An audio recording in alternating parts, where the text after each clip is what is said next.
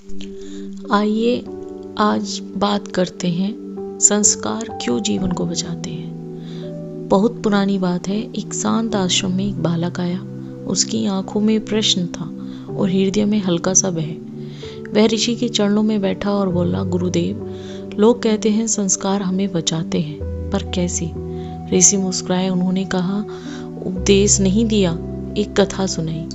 उन्होंने कहा, उपनिषद कहते हैं मनुष्य 3 जगह सबसे अधिक गिरता है, अहंकार, असंवेदनशीलता और अज्ञान में। और इन्हीं 3 गिरावटों से 3 संस्कार हमें बचाते हैं। पहला है माता पिता को प्रणाम, अहंकार से रक्षा।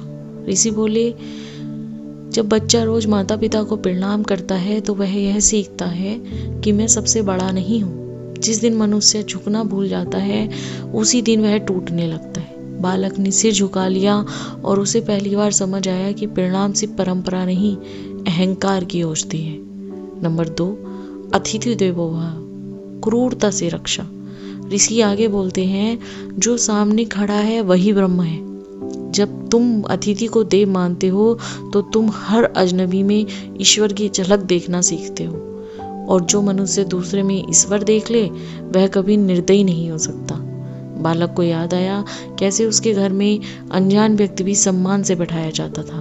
उसे समझ आया संस्कार हमें कठोर होने से बचाते हैं। नंबर 3, गुरु का सम्मान, अज्ञान से रक्षा। ऋषि की आंखें गंभीर हो गईं। उन्होंने बोला, जिस दिन शिष्य गुरु के सामने खुद को खाली कर देता है उसी दिन ज्ञान उतरता है। गुरु का सम्मान किसी व्यक्ति का नहीं, ज्ञान की यात्रा का सम्मान है। बालक की आंखों में नमी थी।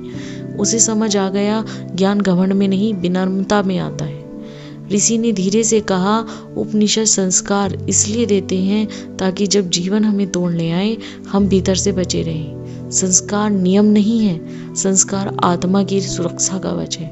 आगे की स्टोरी जानने के लिए हमारे साथ बने रहें। तब तक के लिए नमस्कार।